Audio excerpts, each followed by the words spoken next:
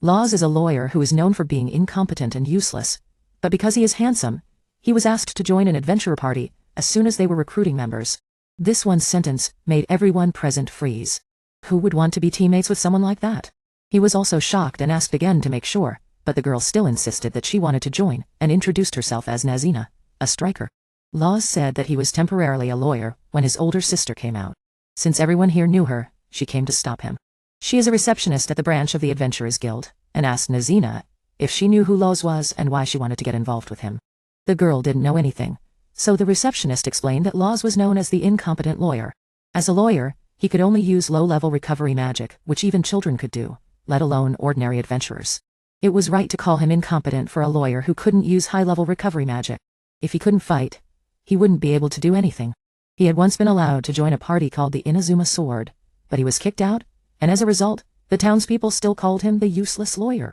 Of course, someone who couldn't find a stable job would be poor, so she advised Nazina not to form a party with Laws and bring disaster upon herself. However, she was a person who sought adventure, so she didn't mind.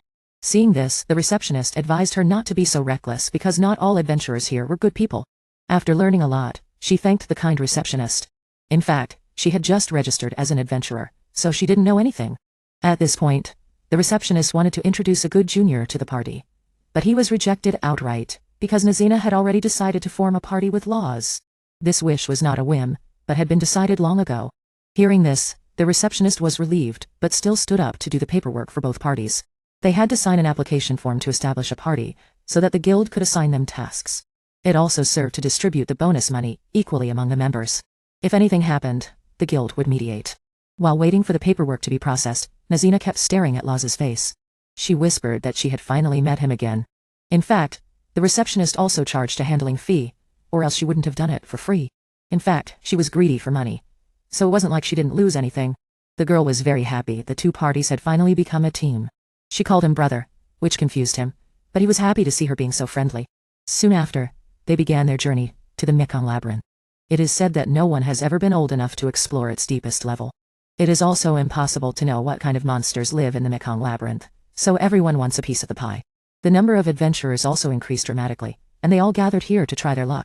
As a result, the cities around the Mekong Labyrinth have become developed. It can be considered the largest in the region.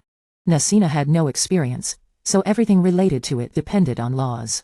She asked if it was okay to take her to the Mekong Labyrinth suddenly, because the receptionist had warned her that it was dangerous for a newbie to enter the Mekong Labyrinth. Instead, she should go to the beginner's area in the western grasslands. Of course, Laos knew that the place was designed because of the magic power from the Mekong Labyrinth, so there would be many monsters appearing outside. Among them, the western grasslands was the easiest to defeat, so the guild called it the beginner's area, but in Law's experience, it was very difficult to find monsters to fight there. Instead of fighting with other newbies, it would be better to go straight to the first few floors of the Mekong Labyrinth. There, monsters were produced, so there would be plenty of them. As long as she avoided going down to the deeper floors with Nazina's ability, he believed there would be no problem.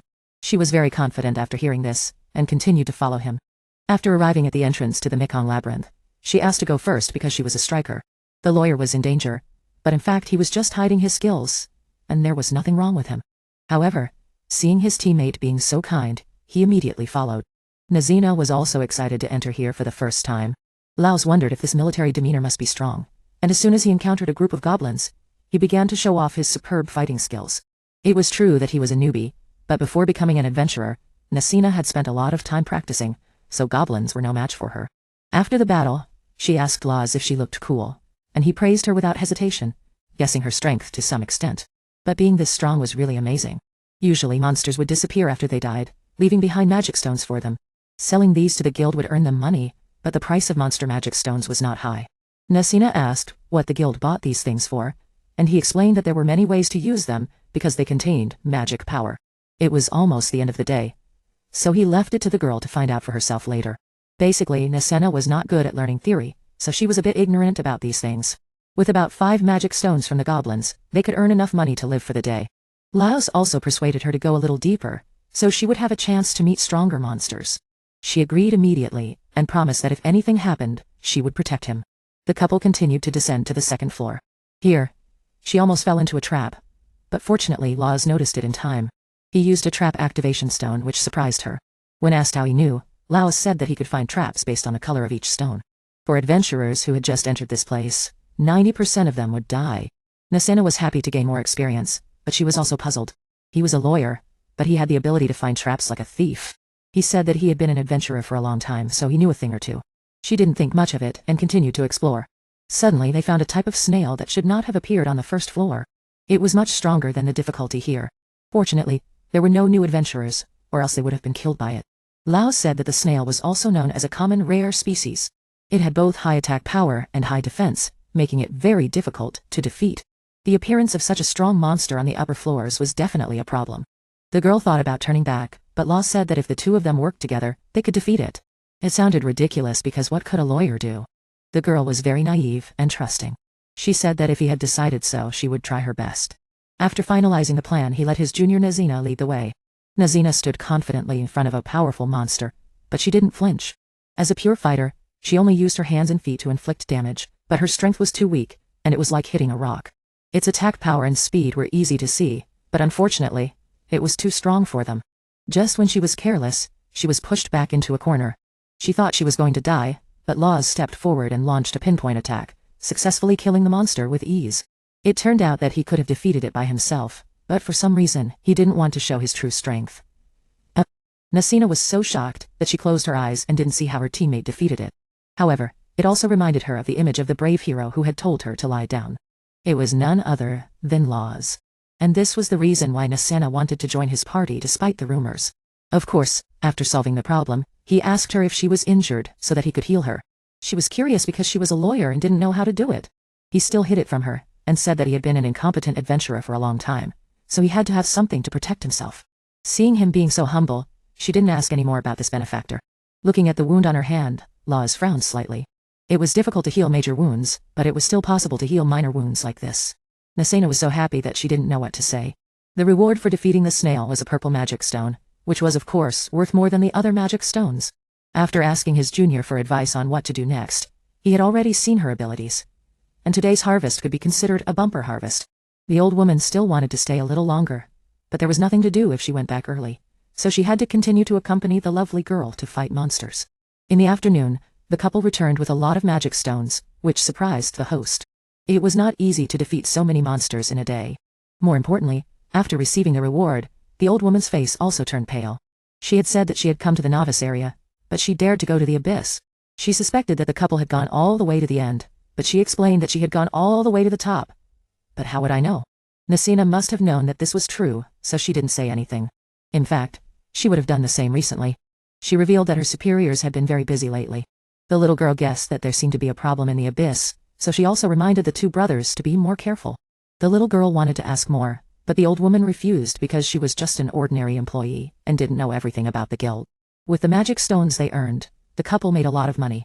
Of course, the host would also get a share, so she was happy.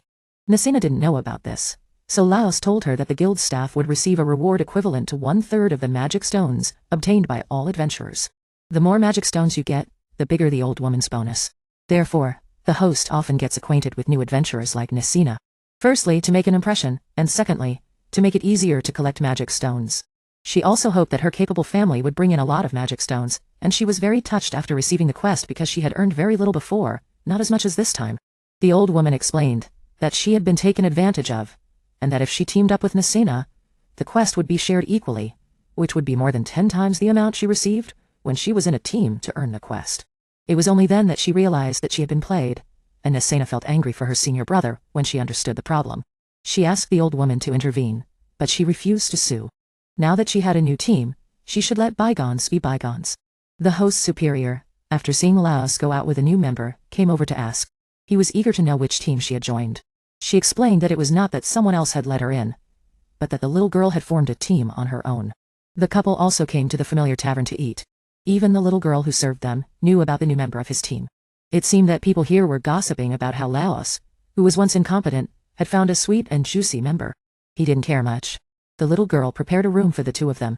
Nasina suddenly wanted to share a room with him, but he didn't, which made the little girl a little sad, but it was fun to be able to travel together.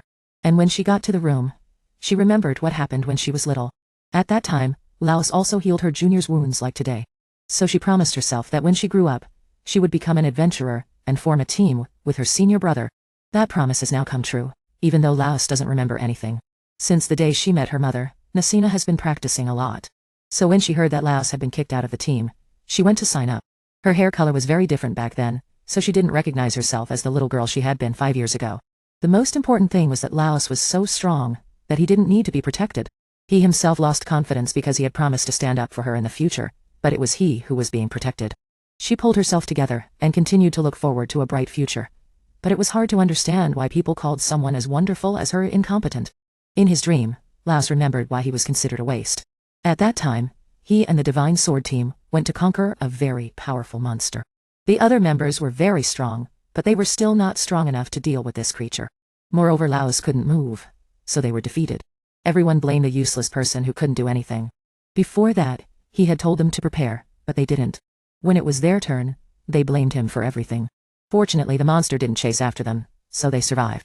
Laos was also kicked out of the team, which surprised the people in the guild. The swordsman said some harsh words that turned Laos into a sinner. In addition, the little girl next to the swordsman blamed him for not being able to kill the monster, because the healer couldn't, which made everyone look at him negatively. Laos also argued with her, because the two of them had been playing before, and lacked coordination when they entered the battle. There were 4 people in the team, 2 of whom criticized Laos, leaving the other girl to decide who was right and who was wrong in the incident. This little girl was very close to the swordsman. As a result, she pointed her finger at Laos, causing him to be kicked out. Recalling these things, the person couldn't help but feel sad. Perhaps the shock of his early life had haunted him. After leaving the team with the title of incompetent and useless, he continued to join other teams. They were even worse than the previous ones. In order to defeat the monsters, the healer like him was forced to act as a shield. Realizing that he had become a tool, Laos found a way to survive. As a result, he succeeded, and those insidious people paid the price for their actions. Witnessing the tragic death of his comrades, he still did not give up his dream of becoming a real adventurer. Returning home alone made the young man desperate. Although he was badly injured, what hurt him most was not being recognized despite his efforts. But that day he happened to find a carriage that had been attacked by monsters. There was still a little girl alive inside. She couldn't fight, but she had exchanged her life for Laos. Until now, Laos still didn't understand why he did that. In the evening, the little girl's escort arrived, and Laos was considered a hero in her heart. Laos thought that the kind person in the end was not an incompetent person like him, but those guys. However, the little girl was still very grateful because he had appeared when she needed him most. As if on cue, the knights arrived in time. And he was also praised for being cool, which made him feel better. The little girl's teacher was injured, and Laos used his healing skills to heal her. He didn't dare to accept her thanks because he had only done what he could. After telling her story, the blonde was very moved. No one had ever told her that a living person had been used as a shield by a monster. She also felt sorry for Laos's unfortunate fate, and from then on, a promise was made that she would become an adventurer to protect her senior brother when she grew up. Those words made Laos happy again. At least, there were still people like this in the world who were worth his sacrifice. The little girl was the daughter of a noble, so how could she become an adventurer? However, her promise had inspired Laos to cheer up. In the following period, Laos followed his master to practice, but he still remained at an ordinary level. Still, luck had not abandoned him, so he continued to learn the combat skills of a very powerful adventurer. And Laos was able to become independent and walk on his own path, without relying on anyone. Up to this point, good things were happening to the young man, as promised by the blonde when he was young. He had not given up his dream of becoming an adventurer. And because of that, he was able to meet a wonderful teammate like Nasina. He was really grateful that the little girl he had saved in the past was the girl he was in love with now, and Nasina was already fulfilling that promise. At this moment, she came to knock on the door to prepare for a new day. When she went out to check, she found that the little girl had already gone to breakfast. How could she do the task when she was hungry? Perhaps a new door had opened for Laos. When they finished, they also went to the Mekong River. They thought they would go a little deeper today because Nasina's strength was very good.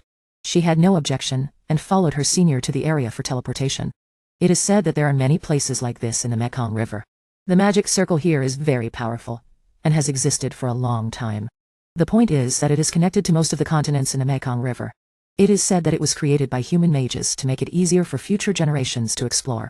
Nasina wondered if this person could create a teleportation magic circle in the Mekong River. Why didn't he connect it to the cities to make it easier to teleport? She wondered if people were afraid that magic beasts would teleport out through this thing. But Laos explained that magic beasts couldn't use it. This formation is a technique that has been lost for over 100 years, and it is also very difficult to create, so people don't do it in other red letter areas. They then moved to a more dangerous looking red letter area, and the younger sister was worried because she was not protected.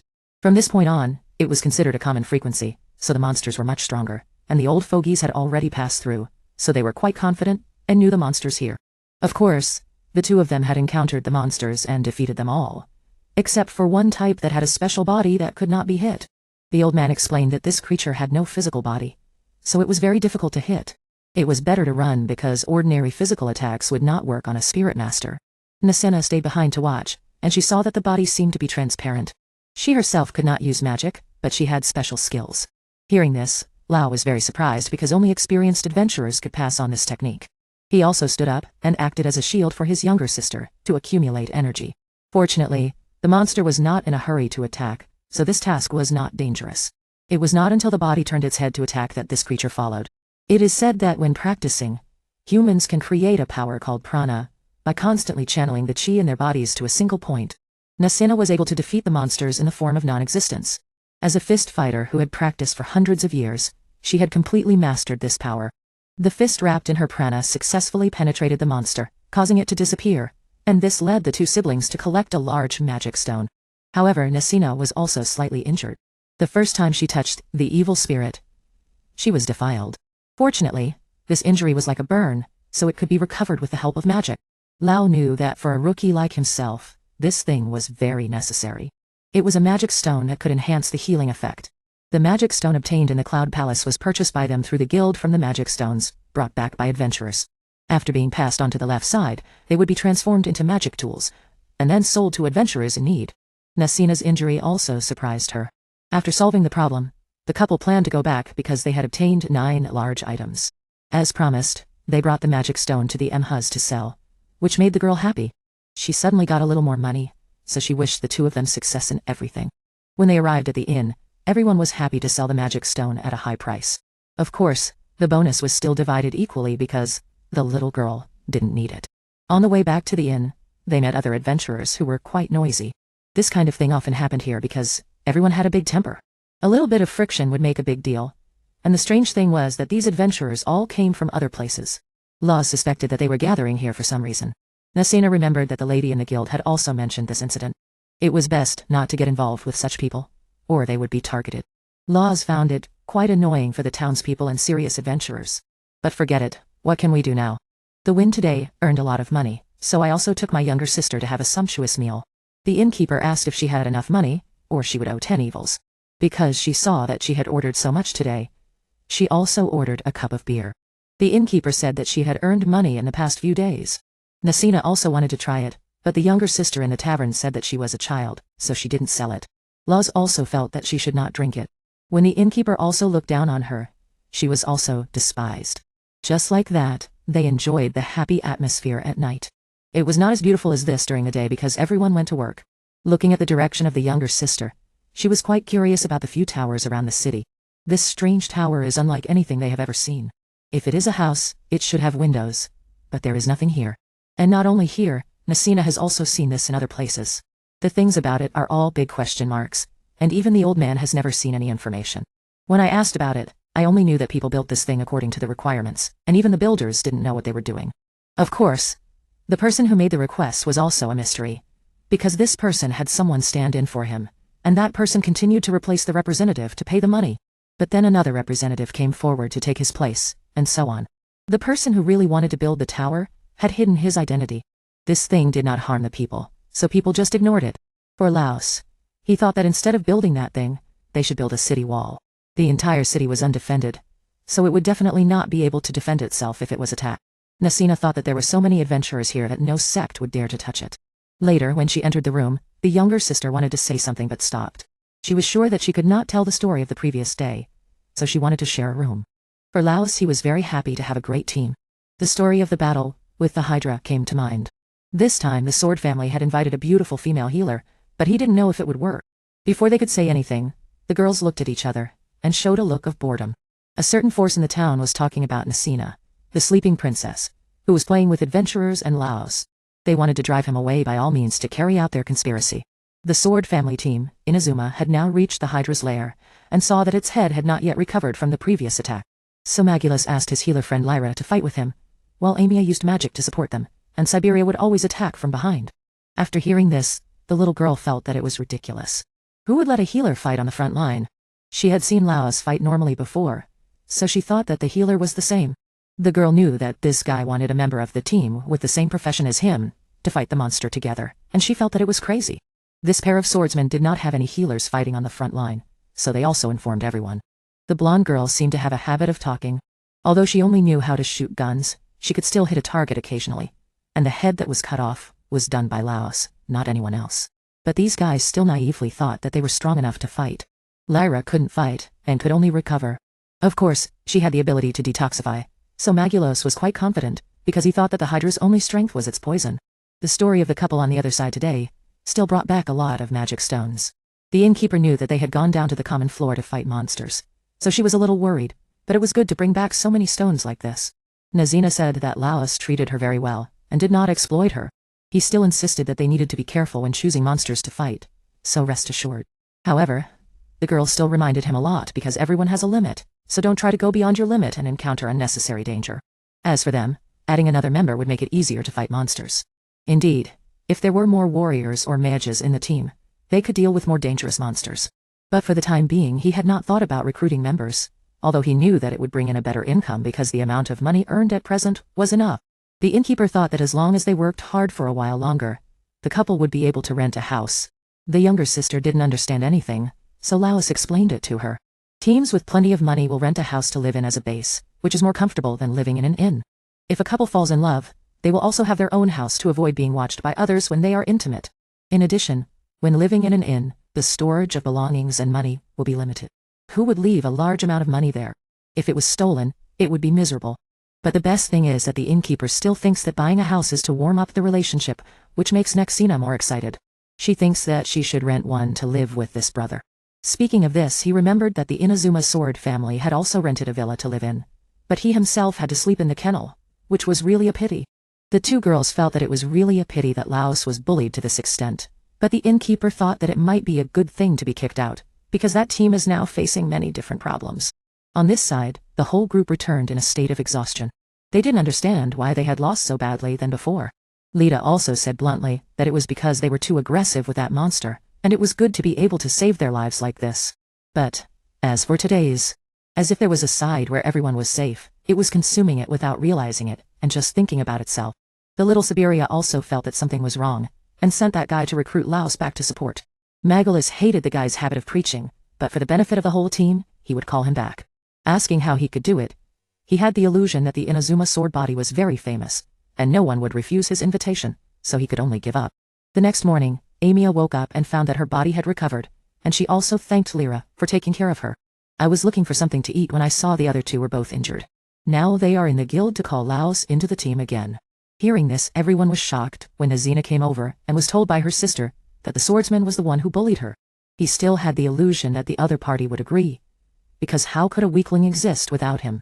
Not only that, Magulos uttered a few extremely harsh words that made the younger sister indignant, not knowing how thick-skinned he was to be able to say such things. Laos hesitated, and didn't know how to refuse anymore so that people wouldn't be sad. Of course, the other party thought he cared about the bonus, so he agreed to increase it.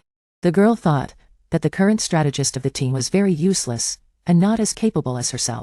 Siberia stood by and didn't understand what the idiot was talking about. At this time, Nazina ran over, and stood up to protect her brother from the gangsters pretending to be good people. She declared that Laos would not return to their fake team.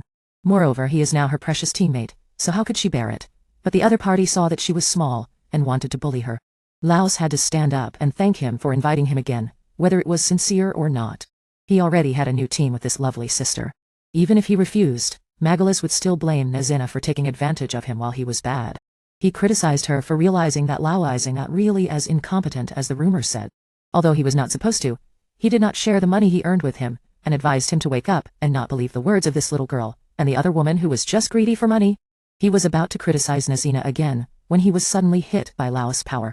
He was wearing armor, but he still felt pain, proving that he was very strong. He couldn't help but was also told by his precious teammate that he didn't care about any of them even if he was used like a dog. However, if he dared to harm this sister, don't be sure that he was evil. He promised not to replace his Inazuma sword body with a determined look in his eyes. After speaking, the blonde man didn't dare to say anything more. The couple left afterwards, and the idiot in the middle didn't know what to do, which made him mad. He had no choice but to run to the hostess to ask her to find him another stronger member. This time he wanted to find a warrior like him who could fight on the front line, and he had to kill the Hydra at all costs. Hearing this story, a powerful adventurer suddenly came over and wanted to join. He wore a mask that did not reveal his true identity. Magulos didn't care about that and wanted to test the opponent's ability before recruiting him. As a result, as soon as Laos went all out, his weapon was simply blown away by the other man. Those who witnessed it were amazed by the talent and strength of this hidden person, while the other party lost face, because he was only good at bragging. He was so ashamed that he didn't know what to do, so he had to say that he was just holding back and hadn't really fought. Siberia also advised the team not to recruit this person because he was too hidden, but he was very strong, so Magulos still decided to recruit him. The vanguard of the Inazuma sword body, Tho, Fat Hydra, has failed many times, and is spreading along. In this posture, there will be no face left, so this is the best way. When asked what the other man's name was, he knew it was Shin, but that was just a pseudonym. The next day Nazina was changing clothes when she heard a knock on the door in the next room, so she went out to see. Zella wanted to come over and tell her that they had guests, and that even the lovely sister came along because she thought it would be related. They then went out to meet Lyra and Amia to see what was going on. After the incident of being framed and replaced, the other sister didn't dare to face her, but she was encouraged by her sister to speak. So I had to apologize because there was no way to ask Lao to help. The people in my family have been kind since childhood, and still let her say that she wanted to ask her to go and conquer Hydra with the Inazuma sword body. It is said that today, the madman decided to hunt monsters that night because he had just hired a warrior who was considered very strong. Lyra had already experienced the battle scene the day before, and knew that there would be danger to her life. So I came here with Amia to ask for help, because Magulos was too stubborn to buy the antidote, even though he had been persuaded. If this continues, I or my younger brother will definitely die first, because the swordsman doesn't care about his teammates at all. Although a little bit, at this time Amia has realized how strong she is, and she can change the situation by herself without putting her teammates in danger. If Lao hadn't cut off Hydra's head at that time, the whole group might have been wiped out. The monster still hasn't recovered. I think if it's this man, he can win. Nazina also wanted to know why Amia was treated like this, but still wanted to stay in the team, and even stood up to ask Magulos, a difficult woman. She admitted that the team had a lot of shortcomings, but they were teammates in the same group. Hearing that, Nazina was furious and thought that she was with Magulos and that guy. She just came here for this reason and dragged the kind man into that quagmire again. Ask this little girl to see if she is sly, but change her mind. Of course, Amia knew very well that she was treated like a dog in that team, but she still had the cheek to ask for help, as if it were real. This little girl swore that she was very scared, because if she didn't vote to replace her, she might be killed. I'm just a new adventurer, and don't have much experience.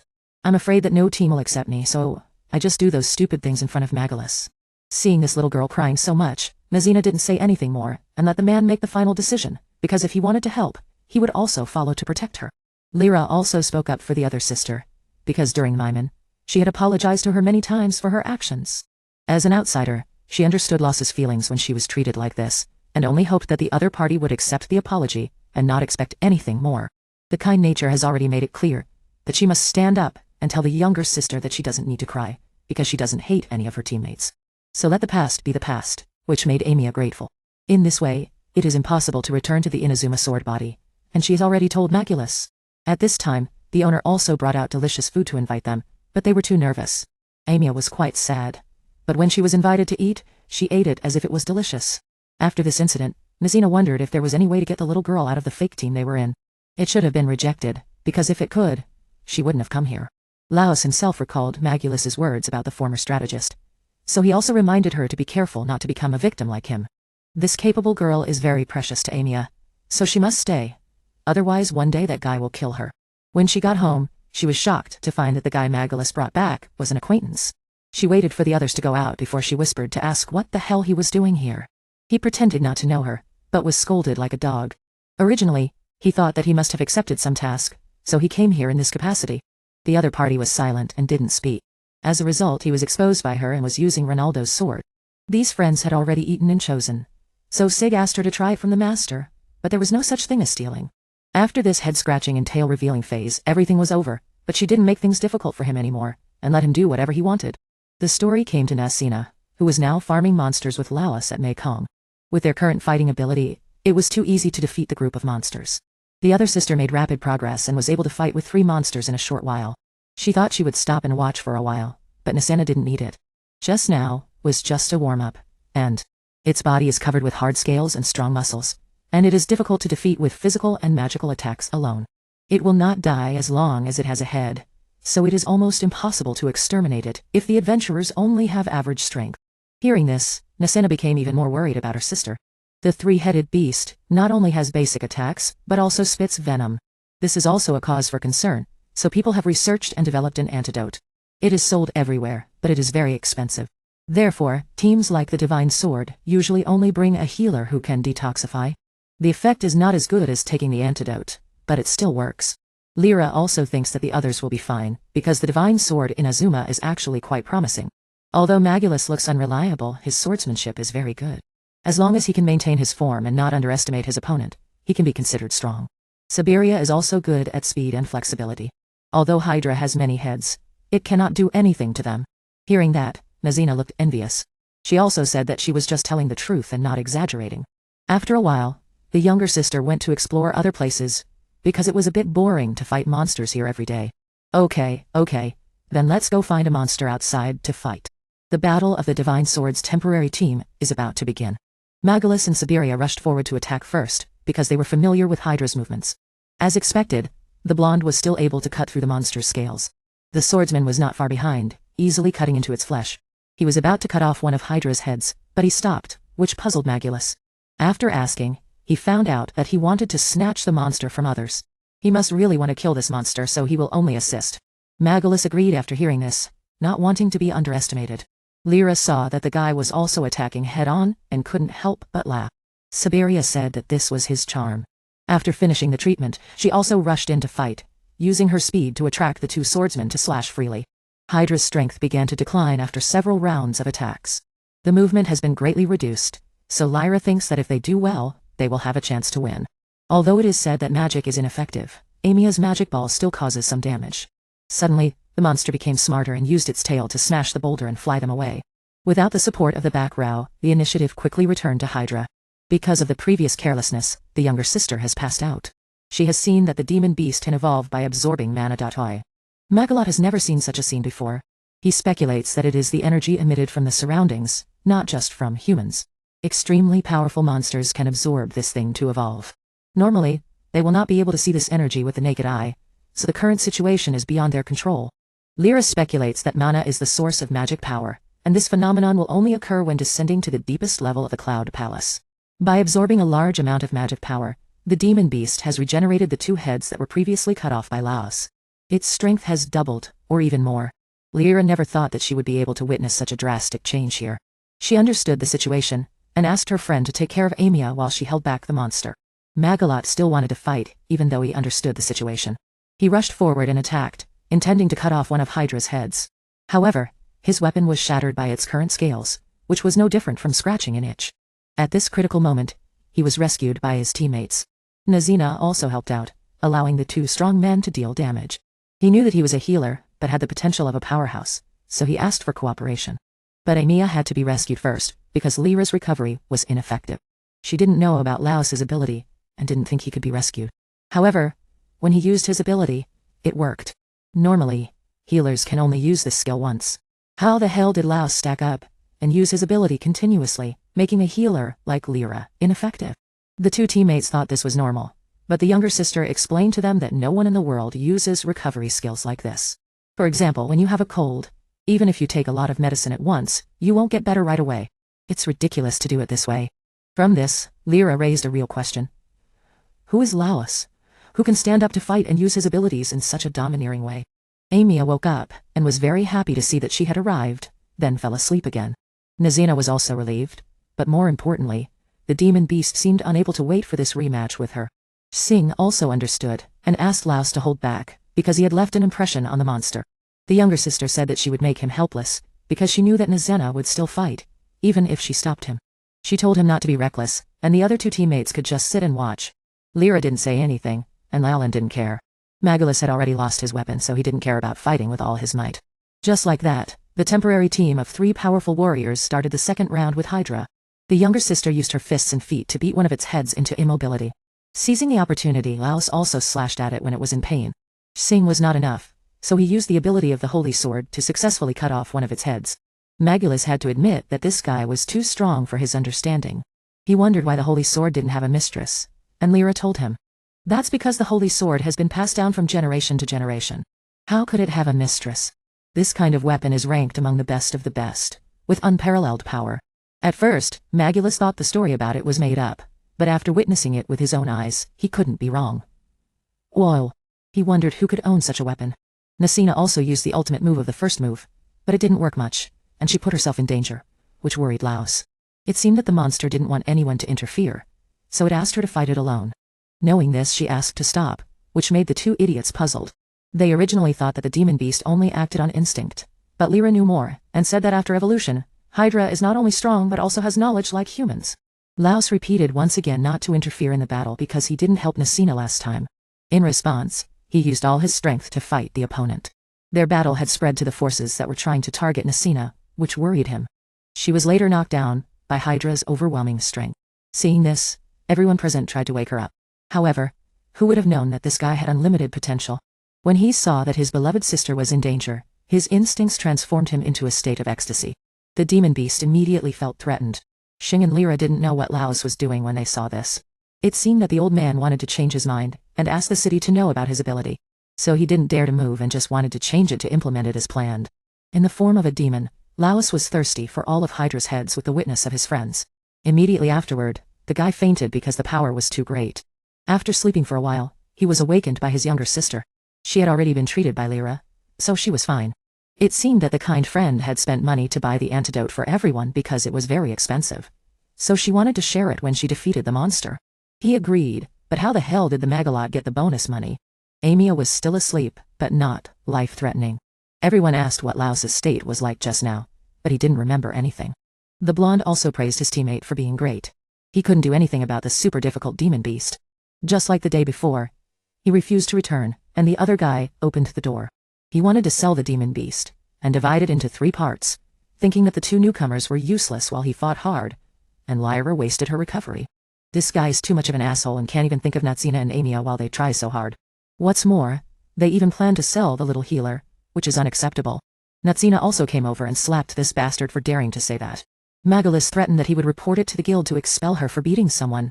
However, the ones who were caught were them because Lyra and Xing were not ordinary adventurers. The couple pretended not to see the scene of beating people, and turned to accuse Siberia and Magulus. They were plotting to buy and sell people and had used Lyra as a tool. Upon arriving at the guild, everyone found out that she is a member of the Adventurers Guild headquarters, and the branch here is just a small branch, so Ntah has a higher authority than the guild leader. I was a little relieved to know the reason why such a person came here, and I should know that the situation in this town is changing very badly.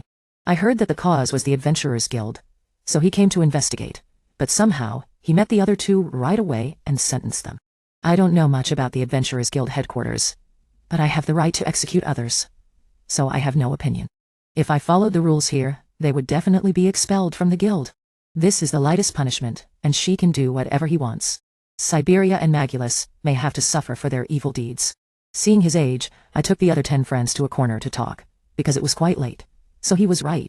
He wanted to ask for mercy for the 2 teammates because they always lived with the will to be adventurers, but their ambition was too great. So they were corrupted, and did things like that. Reputation and trust are like life to adventurers. He thinks that the 2 of them are still redeemable, so he hopes Wuchi will give them a chance to start their lives over as true adventurers. Magulus was also surprised when he heard this, because he treated me like a dog, but he gave birth to me. The other friend was partly respectful, and partly supportive, so he drove the stupid couple out of the city. I don't know if it's really good to be like this. The other brother thought that even if they were expelled from the guild, they might not repent. Instead of letting the couple be disappointed, they should be saved to be adventurers so that people like them can manage them. And from now on, Wei will only stay for a while, which makes Miss Nazina very happy. After this incident, I was a little sad, but I felt relieved. For the other 2, this will be a lesson to remember and change. She also thanked Nazina for her great support. Vuin told me that his mission was actually to supervise the branch of the guild in Matak. In the royal capital, they believed that the anomalies that occurred here were related to the branch. I also wanted her to help, so she made a condition that Amia should also be included in their team, because she couldn't leave her alone. Well, Nsi and Miss Nazina were in the same team before, so everything was easy. He agreed and hoped to work with the other 2 in the near future. The next day, they let me and Nazina know about the formation of the team. Wei said that this was the result of the situation, So the other girl felt that the three of them had all the elements that a team needed. I asked the little mage if it was okay. I knew that I had nowhere to go now, so I was very grateful for the support of Siat Kain. It's good to see you like this because she has new teammates. I also encouraged her to persevere, although it will be difficult to get used to it at first. Later, the couple also went to the guild to sell the magic stone from the two-headed monster. Because there were so many things happened the day before, it hadn't been sold yet. Here, they asked if the girl wanted to try to accept the task. But there are many jobs that are currently available, not necessarily fighting monsters. Helping the wounded is also a way for them to increase their income. Nazina also knows about those jobs. She collects special products, kills magic beasts, or can be a guardian for someone. I think if she still wants to follow the path of an adventurer, it's better to accumulate experience by accepting tasks. Hearing this, she was very surprised when Lao Shu cared about her future like this. She was lost in thought when she was suddenly asked a question that made her very embarrassed. She was trying to avoid it by talking about something else, but her brother quickly ran away to the guild. After going inside, they realized that everyone around them was looking at them with unfriendly eyes. Lao Shu guessed that the news of his defeat of the two-headed monster had spread. It was because of this issue that people were gossiping. They didn't expect the incompetent person to be so strong. Lao Shu reminded Nazina to be careful of those who wanted to target the magic stone of the two-headed monster. As soon as he finished speaking, a team came over and looked quite majestic. The leader on the other side was Maoan and wanted to talk to me for a while. He saw that there were too many people on their side, so he was also vigilant. Understanding the problem, they also left to let the two men talk. He hoped that they would not be suspicious, because everyone was very curious about them now. Nazina felt that this person was not targeting the magic stone, so she relaxed. At first, Maoan suddenly bowed his head and apologized. It turned out that he knew about the incident that Magalus did to me, but he didn't dare to intervene. Since that guy had been transferred out of here, he dared to speak up. He knew it himself, but couldn't do anything. It was a stupid thing for the team to do. He also didn't want to conflict with Magalus, so it made Lao Shu a lot of trouble. There are many people like this here, and they even call me an incompetent person. Although it doesn't affect his life, their actions are really too much. Nazina also affirmed this, and was asked what should be done to be forgiven. She thought that if he bowed his head for 3 days and 3 nights to apologize to his brother, it would be fine. Hearing this, everyone was scolded by the girl. Seeing Lao Shu's face turn pale, it was not enough to just bow his head. And now that they are strong, they don't need to play with anyone. Seeing that the girl was too warlike, Lao Shu stopped her. He was afraid that this time he might be rumored to be a bad person. The story became lighter after that. Lao Shu said that even if he could defeat the Hydra, he was still a cripple, and couldn't use recovery like a normal mage. I'm not sure if the others said that from now on. I hope they still call me an incompetent person. Maoan was also happy to shake hands first. At least he wasn't abandoned by him. He also said that if there is any difficulty next time, just ask these guys. The couple brought the magic stone to the girl to see, which made Miss Nazina's eyes light up. It was very different from what she expected. The rarity of the magic stone from the magic beast was already a precious thing. However, I also defeated the Hydra in its evolved form, so this thing is worth 10 times more. The color is also slightly different due to the influence of the mutation. Knowing that they would earn a lot of money from this business, the brothers were very excited. The girl explained that mutated magic beasts are very rare, so they are of high value. However, this is also the magic stone from the Hydra, which is even rarer than ever. It is known that in order to evolve into an advanced form, magic beasts need to absorb a large amount of magic power. That phenomenon mostly occurs in the deep layers of the Cloud Palace, but the 8-headed snake mutated right in the swamp. Laws thought there was something wrong with the incident, because it was very difficult for it to absorb such a large amount of magic power on the ground. After they immediately informed them about the incidents related to monsters recently, they also confirmed that the Cloud Palace was having problems. It wasn't just the couple who encountered these strange things. She herself was very curious about this incident, but her authority was not enough, so she couldn't do anything. Nasena asked if the guild should take action at this time. Law's Queen Co proposed to establish a survey team to investigate the cause. At this time, the manager came over and asked what was going on.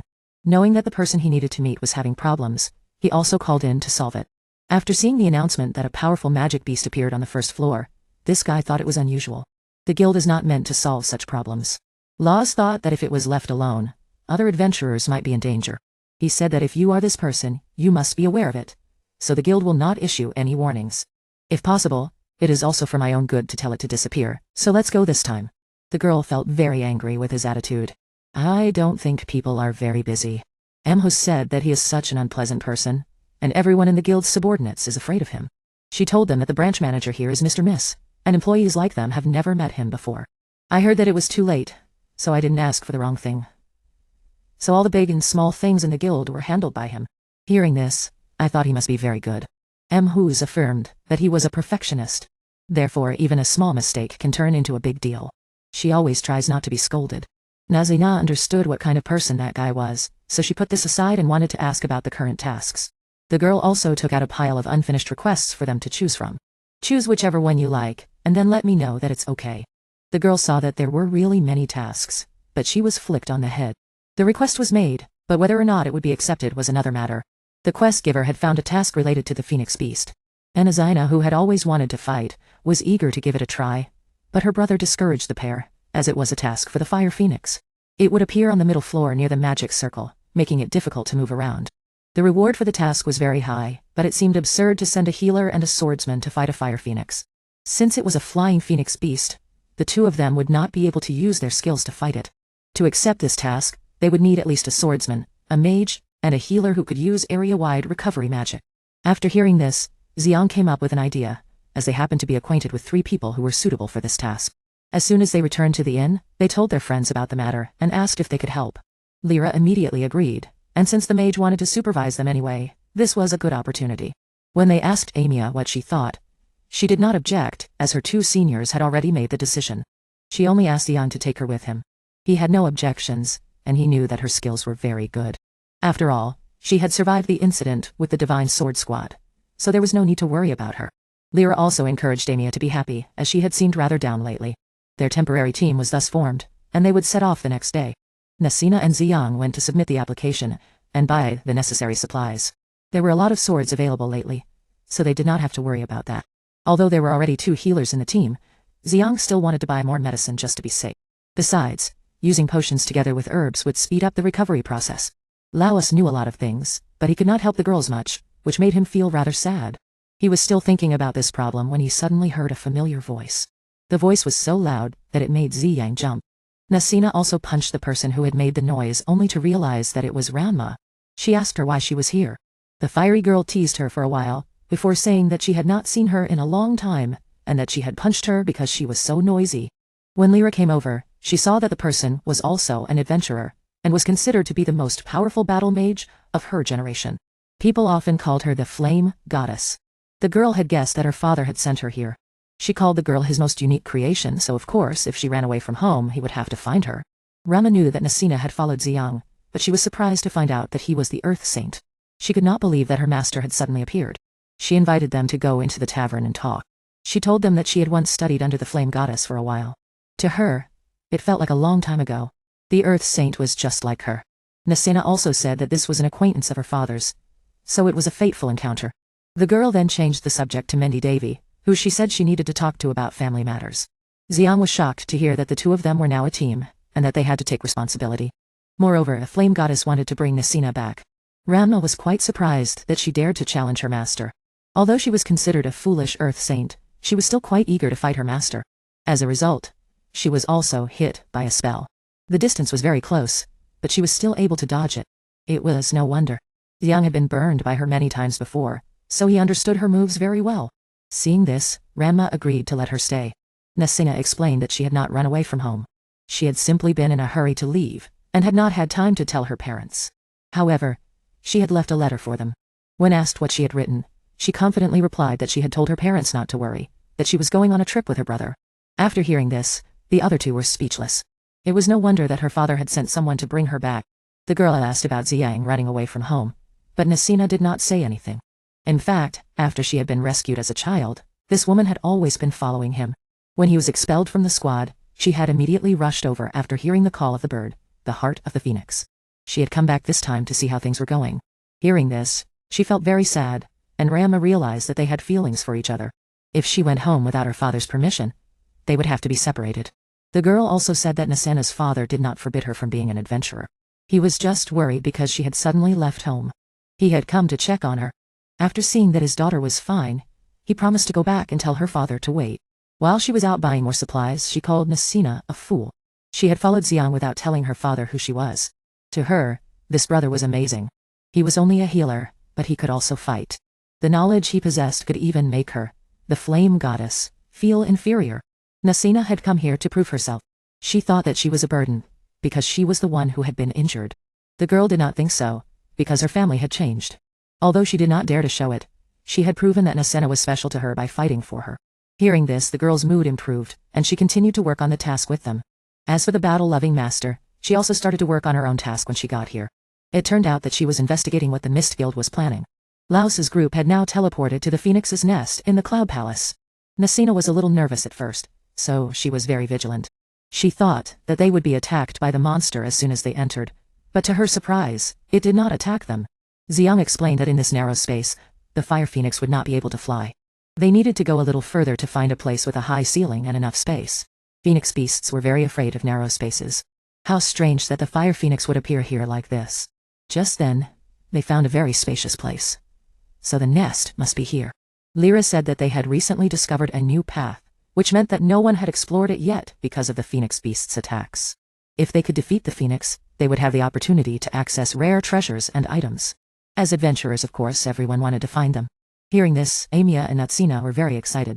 Laos checked the surroundings and found that the bird was right above them. To make it appear, he used a stone to make a loud noise. The Phoenix was a monster with a very strong sense of territory. If it was disturbed by something, it would definitely come out to attack. Sure enough, the flying fireball had already targeted them. However, Laos was not worried because they had already prepared a plan. The other adventurers were now closing in on them. Based on Amherst's lustful gaze, he knew that this was a new gold mine, so he also came to exploit it. The receptionist welcomed them to the branch of the guild in this city. From the receptionist's point of view, Ranma's body was not ordinary at all. Not counting the 2 large breasts, the other parts of her body were all covered with high-level magic items. So Amherst was sure that she was a famous adventurer from somewhere else. When asked what she was here for, Ranma said that she was looking for the branch manager. Although she was not polite and did not have a good attitude, she insisted on meeting him, which was quite impressive. Amherst thought that she was just a girl kept by the old man, but that was not the case. She said that she knew him and wanted to kill him. The receptionist did not understand what was going on. She was about to call for help, when Rama threatened to destroy this place if he did not come out. After a while, the branch manager came out and greeted her. Amherst heard him call her Ranma, and realized that she was the flame goddess. No wonder she was so powerful. The branch manager also told his colleague to leave if she did not want to die. Meanwhile, the battle had not yet begun. The Fire Phoenix was flying high in the sky, looking for an opportunity to attack. Nasina realized that it would be impossible for her and her brother to defeat this monster alone. She also thought that she should buy some more arrows, but she did not know if they would be effective. In the midst of the chaos, her spear was targeted. Fortunately, Xiang reacted quickly and saved her.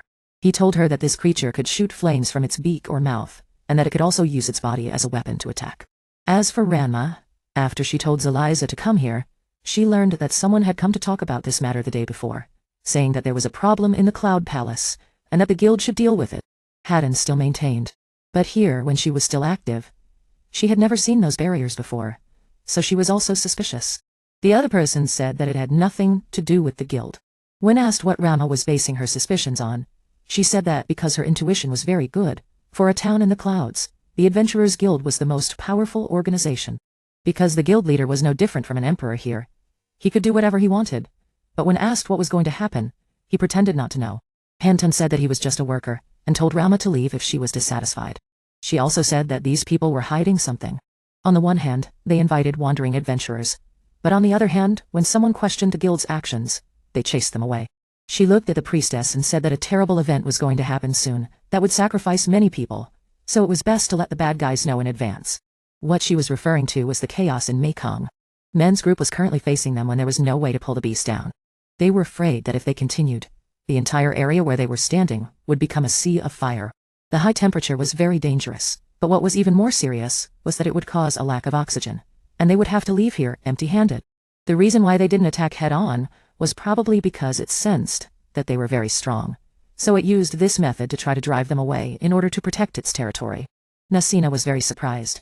She thought that the beast would attack anyone it saw, but she didn't expect that the phoenix would even know how to plan an escape route for itself.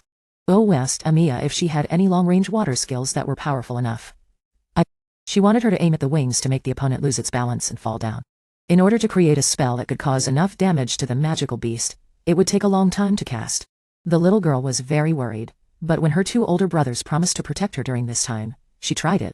Nasena also encouraged her and told her to rest assured, because this guild was not like the Divine Sword Guild, where the leader was a liar. The 3 of them needed to fight together and lure the Firebird to target them. Only then could Amia start chanting, which made her older sister feel relieved. She wanted to tell her younger sister that she could put her trust in her companions like them. In that case, she would definitely become an exemplary adventurer in the future. The little girl's spell had already created a water arrow that exploded the phoenix's wings, causing it to fall down. It immediately got up and charged forward, but it was ineffective. The magical beast had regained its balance despite suffering a lot of damage. At the guild at this time, the other two people were still discussing the chaos in the clouds. This was an extremely dangerous phenomenon that was very unlikely to happen. However, after the recent continuous changes, it was very reasonable for such an unimaginable event to occur. The most noteworthy thing was that the magical beasts had suddenly mutated and become much stronger and more powerful. Rama could sense that a large amount of magic power was accumulating in the town. Just as she had said at the tower, they were witnessing the same scene as the last time with the Hydra. The phoenix's power was rapidly increasing. Its body was changing, and it was surrounded by deadly flames. Nasina felt that something was wrong. She thought that this was a rare event, but she had already witnessed 2 of them in a few days. This also made Amia say that if this continued, she would die. Originally, if the situation was too bad and the magical beast absorbed the little girl's fear, it would become even stronger, and would also cause her to be haunted by it and unable to grow up. Every time she encountered a powerful magical beast, Amia would become weak. She herself was only a priestess who specialized in healing, and could not contain the fear of others. The firebird still remembered what had happened earlier, so it looked at the little priestess and attacked her. Amia was so scared that her legs could not move, and she could not even dodge. At this moment, Ji, who had promised to protect her, stood up and blocked the firebird's claws with his sword. The heat was terrifying, but he still managed to block it. He said that he would not let his teammates get hurt, and urged Amia to stand up and use her magic to support them again. Wu blocked all the attacks that were aimed at him, and said that in order to defeat this monster, they definitely needed the little girl's power. Lyra also encouraged Amia to forget her fear. The little girl stood up and asked everyone to give her a little more time to cast her spell. As for the guild, they had already moved away, when Hanton still pretended not to know anything. However, she had not expected much from them from the beginning. The priestess then went to the tower to investigate. When she used her magic, it did not work, so she was sure that this thing was very evil. Nasina finally had a chance to show off when the phoenix swooped down from the sky to attack. Although it had been hit by her enhanced fist, it was not affected at all. On the contrary, her hand was burned by the high temperature. While she was distracted, Laos took her place and charged forward. Very quickly, his sword was destroyed. At this time, Amia had finished chanting, and created a huge ice arrow that was aimed at the mutated phoenix. Lyra used her healing magic to give her younger sister enough energy to shoot. This time, she still aimed at its wings, but it only lost a little altitude. In that position, Ouyuan could not cut it. Seeing this, Nasina used her agility to jump up and kick the monster's head, causing it to fall down. Seizing the opportunity, Lao stabbed his sword straight into the phoenix's head, causing it to explode. Amia could not believe her eyes when they had won against the powerful mutated beast twice. The greatest credit belonged to the little priestess. Without her, they would not have been able to reach the phoenix's weakness. She had regained her confidence and was so moved that she started to cry. The 2 of them sold the body of the beast to the Magic Guild for a large sum of money. If they had not transformed into their demon forms earlier, they would not have been able to handle it alone. Lyra and Wu were still wondering what Laos's attitude had been like at that time, but they did not have time to find out. So he wanted to stay and observe this natural phenomenon for a while longer. In the evening, when they returned to the inn, they met their master there. The other 2 looked surprised when she found out that they had gone to hunt the phoenix. The innkeeper had asked the greedy girl in the guild earlier. By throwing her a few coins, she had obtained their information. So she did not feel good when she saw that they had accepted her mission. Looking at their appearance, she guessed that they had succeeded, so she asked for a treat. Not only did they receive money from selling the beast, but they also received a reward. They were very happy with the results of completing the mission. In the end, the most expensive dish was the one that the little girl ordered. Nasina had never eaten it before, so she said that it was very delicious. Her aunt also agreed and said that eating too much high-quality food was boring, because she could not find this flavor in the royal palace. So, the others were quite surprised by Nasina's reaction. She wanted to hide it, but Rama said it out loud that she was the daughter of the Duke of Anarastia. This was also to let the idiot swordsman realize who she was. The prince had already remembered the time when he had met a little girl from this family, and that person was the current little girl. The news of the chaos in Mekon had already been reported to the royal palace, and Rama had come here. When he heard this, he was very happy, and asked him to go and do something for him. The next day, Nasina and Laos went to the guild to collect the reward for selling the phoenix. But what they received was bad news, which made the little girl upset. Not only that, they had to wait for the lady to prepare the news again, but in the end, they were only given a small amount of money. Who could accept this? The innkeeper remained calm, and told her younger sister to open it and see. Then, she would complain. It turned out that this time, the other girl had given them gold coins. So they looked very few, but they were not silver coins. If they took them out, they would definitely attract attention. She had tried her best to gather enough gold coins for them. She had to ask the branches in other places, and even had to bow her head to ask for help. Men went over, and told his younger sister not to open it for too long, afraid that it would be noticed by the bad guys. The innkeeper did not give her any more money, so she had done her best to help. She was quite happy, and said that she had also gotten a little bit of money from the couple. Suddenly, at this moment, the natural phenomenon happened again, causing the innkeeper and them to argue. Nasina was also very concerned, so she had to run over and talk to them. At present, the earthquake was very serious, and there were strange things happening. In the clouds of the sky, there was an extremely evil entity. Nearby, the little girl also bought breakfast for both of them. Nasina didn't dare to speak, but seeing the other person's silence, she had to speak up. About the money she had just earned, the little girl wanted to use it to change houses. The other party found this a bit abrupt, but the little girl had had this intention for a long time. Besides, returning to the guild house would be less tiring than choosing a house. Hearing this, he also asked if there was anything wrong with Mary's chosen house that made the younger sister want to move. Nasina said that she liked the place very much, because the food was delicious and the room was very clean and tidy, but in her mind, she wanted to live with the adults. The guild house was too good, so it was always crowded, which hindered the development of the relationship between the two parties. Nasina simply wanted to be alone with Ankai. Who knows, maybe then Ankai would be bolder and take the initiative to approach her. She had imagined that scene countless times and was very excited. She couldn't help but feel happy when the other party suddenly refused, saying that it was better to live in the guild house. For him, money was for those difficult times when he was sick or injured and would have something to spend. Moreover, Sig's team had not really joined but was only a temporary team. At first, the request to destroy the Phoenix was like that, but now it was different. It was true that the other party had made an invitation the day before to form an official team with 5 members. However, they had not yet given an answer, so renting a house at this time was not appropriate. Azana only wanted the 2 of them, so she asked if he really wanted to join the team. Originally, Sig's combat power was not bad. In the recent battle with the Phoenix, Laos had already seen his potential. If in the future, they went down to the deeper floors, they would definitely need such a teammate. Nazina felt that as long as she was with Ankai, she didn't need to go down to the deep floors. However, the other party had already said so she did not object to forming a team with the 3 of them. That night they officially became a team. To celebrate, the mother and daughter of the innkeeper also made special dishes for the group. While eating, Amia was already sleepy, so she was carried upstairs. Sig wanted to help, but the other party said no, reminding him to remember to talk to Laos more, because he was already a member of the team. The other girl also ran after him, demanding to talk. After hearing the story from that morning, Lyra was very shocked. She didn't expect Nasina to be so bold.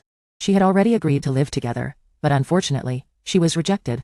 Because of this, the little girl felt very sad. She thought that the older brother hated her. On the contrary, Laos felt very sorry for the cute little sister. The reason why he refused the invitation was probably because he wanted to narrow the distance between the 2 parties before moving in together.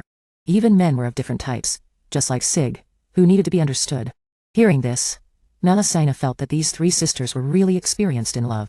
In fact, she had never had a relationship, but because she was more mature, she could say such things. Lyra herself was having a headache over this love issue. Downstairs, the 2 men also talked about the dance. Sig felt that there was no problem with them living together. Nazina must have admired and had feelings for him, so she took the initiative. He felt that if he refused too bluntly, it would be misunderstood. Asking if he hated the other party, he knew that it was the opposite. Like the first time they met, he was very angry because he was treated like a fool. However, the little girl gave him the courage to continue being an adventurer. Then, when he lost his confidence, the little girl appeared and accompanied him until now. In general, everything was very good. Sig asked him if he also loved the other party, which made him feel embarrassed. After being coaxed, Enkai had to admit it. Upstairs, Lyra was also talking about the love story between her and Sig. It turned out that they had been together for a long time. At that time, they were still in the royal capital and were in the same team. She herself was quite beautiful and had a good figure. So many men paid attention to her. Among them, there was a guy who joined the team to pursue her. Amia also woke up to join in the fun, because the love story between them was so fascinating that she couldn't take her eyes off it. In general, they were all girls, so they didn't hide anything. Continuing the story about Lyra being targeted by that teammate, unfortunately, her heart had already been given to Sedge. So when he wanted to confess to her, she punched him unconscious. Because he hadn't made a move yet, she had planned to let him go. However, When Sig found out about this, he was naturally furious. He couldn't forgive himself for letting that guy target his friend. After beating up that guy, he left. It wasn't until now that they met again. Sig also told the reason. He said that he couldn't face Lara that year because he had let something like that happen. Of course, he had feelings for her. After meeting her again in this town, Sig was pursued by Lara. She even accepted his marriage proposal without hesitation. At first he had forgiven her, but he still kept his attitude. It turned out that year, Lara didn't have the courage to face the person she loved, because she couldn't protect her beloved. However, he suddenly disappeared, which made her very sad. She didn't understand the feelings of a girl. If not, they would have been a couple by now. Sela also joined in the fun, wanting to hear more about the relationship between the two of them. Sig asked him why he liked the other girl, but rejected her proposal. There must be a special reason that he didn't mention. Meng admitted that it was true, and that he needed a little more information before he could live in the same house with him. At this time, the person with the information also arrived. Wazaliz had asked her to investigate Nazina's matter to better understand why her hair color had changed. Sig was very angry because this little girl was also working as a detective to earn extra money. This was a personal matter that had nothing to do with the guild. She asked if she should tell it in a crowded place, and Meng agreed. First of all, Nazina's origin was true. She was the only daughter of Baron Anarazia. There were some rumors about her that were related to the legend of the swordsman, who defeated the Black Dragon, because the evil power of the sword was too great, and the hero was in danger. At that time, the sleeping princess appeared and took the sword and the sleeping princess to save her beloved. Because she was from a powerful family, Nazina would definitely inherit her father's title in the future. However, one day, the little girl said that she wanted to wait for the results of becoming an adventurer, which was opposed by her family. Sia felt that this was not uncommon. There were still some nobles who went to hunt monsters. Hai said that the other party was a delicate and weak girl, not a man, so it was natural for her mother to stop her. Now, one day, they were no longer the Nazina they used to be. That year, her hair color suddenly changed from brown to the light color it was now. Light hair was very rare. It was rare for someone to change overnight like the younger sister. Lyra was a little envious. Amia felt that this hair color was very beautiful, but because of it, Ankai couldn't recognize the younger sister. Part of the reason was that she had grown up, and the most important thing was that her hair color had completely changed. That made him very curious, so he asked Hai to investigate. The other party didn't know the reason, but she was sure that it was very important, so the younger sister's parents let her do whatever she wanted. According to Zhen, this might be because she didn't have long to live, so her family wanted to let her experience everything. However, Nazina was very strong, and could even defeat the Phoenix, so Hai didn't think she was sick. This was all the information she had investigated, so Ankai had to pay for it. It turned out that the other party really wanted to trust the other girl, but the master was hiding something, so he had to hire a detective like this. C asked again about what would happen if Nazina objected to being an adventurer in the future. Meng thought that when that time came he would take her home to live. He would also try his best to support her if Nazina wished. After hearing the little girl's story, the guild members were very impressed. She was the daughter of a baron and practiced martial arts for a man. Moreover, she had been waiting for Meng until now. In general, she was quite bold, and took the initiative to speak up, unlike the other sister. Lyra wished that she could be as good as the younger sister. After hearing this, she immediately asked her daughter to fully support the couple. The other girl was very happy, and pulled Sig to another place to talk. Lyra also spoke her mind, and asked if he didn't dislike her. Could she be his companion? Hearing this, Ankai didn't. From here, the matchmaker explained that accompanying here means living together as a couple. Yuyo was so touched when he heard this, but he was also happy to know that she loved him. He said he needed to think about it more, but the result was already set in stone. The younger siblings came to talk to this guy. The girl mustered up all her courage to speak her mind, but he still didn't agree. Lyra understood this person very well, so she was also satisfied.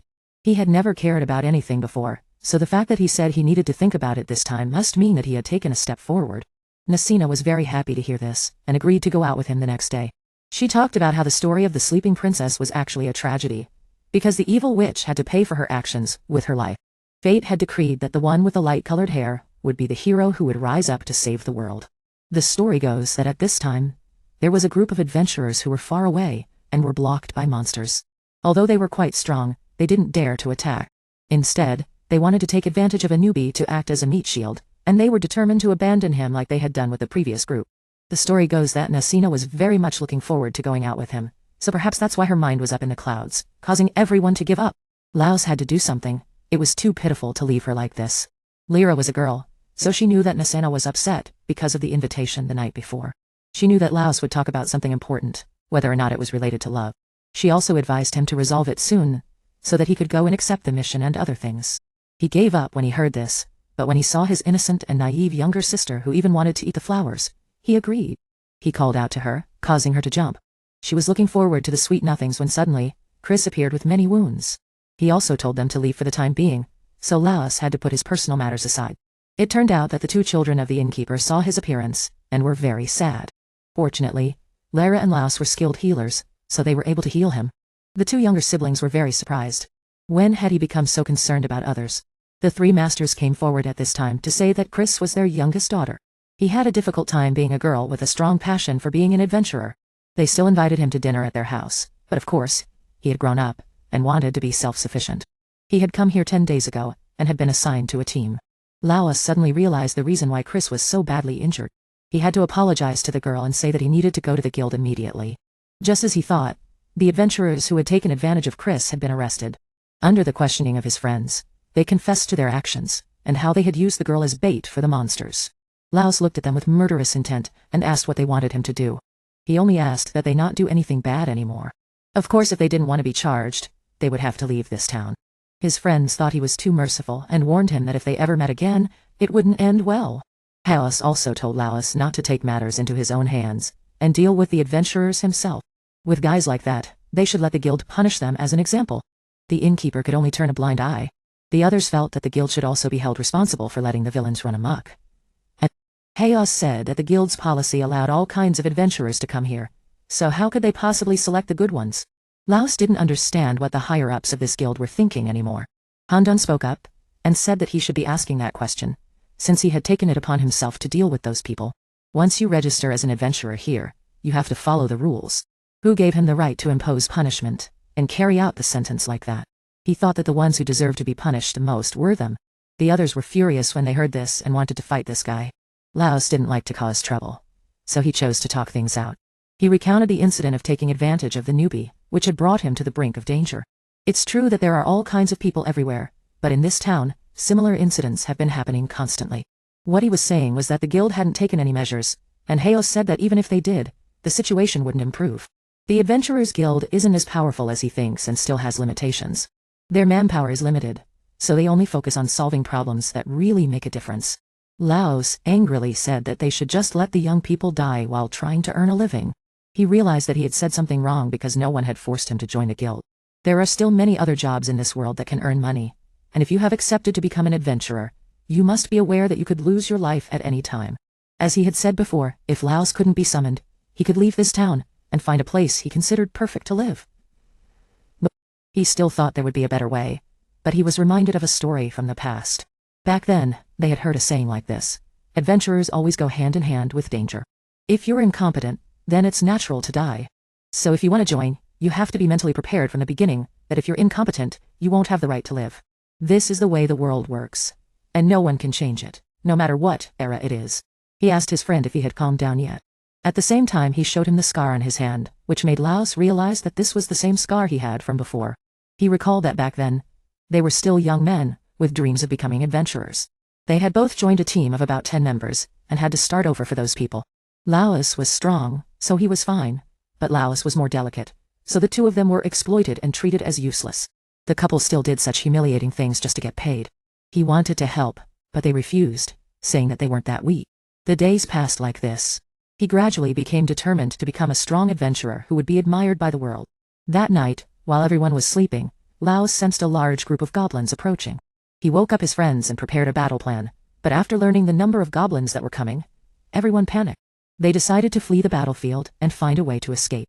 The captain knew that they wouldn't be able to escape like this, so he called for 2 goblins to come. Just like that, he was thrown down and became a meat shield for the goblins. He gradually understood the true nature of those bastards when they put them on the team. It wasn't just to guard and do chores. Instead, they would use them as bait when the time came. He had experienced something like this before, so he encouraged his friend to try to survive and go and denounce those villains. The two of them managed to escape, partly because the goblins were attracted to the number of people. So Laos thought it was highly likely that those who had abandoned them wouldn't be able to escape. Very few people knew about this information. He told them about the goblin hunting parties that targeted such large numbers to have enough meat for the whole group to eat. Their pleasure was toying with the strong. It gave them a sense of satisfaction after successfully hunting their prey, whereas they would quickly get bored with easy prey like them. All they had to do now was sit here and wait for daybreak, when the goblins would leave and pursue the rest of the group. As soon as he finished speaking, a goblin came back to report to its comrades and lead them to hunt the humans. It stopped and then cautiously tested the group.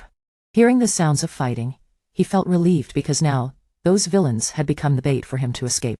Laos said that if possible, he would go and call out to him, which made his friend confused. He had almost lost his life to those guys just now, yet he dared to say something like that. Earlier when he was on the battlefield he had been badly injured in the hand. He also used his ability as a healer to recover.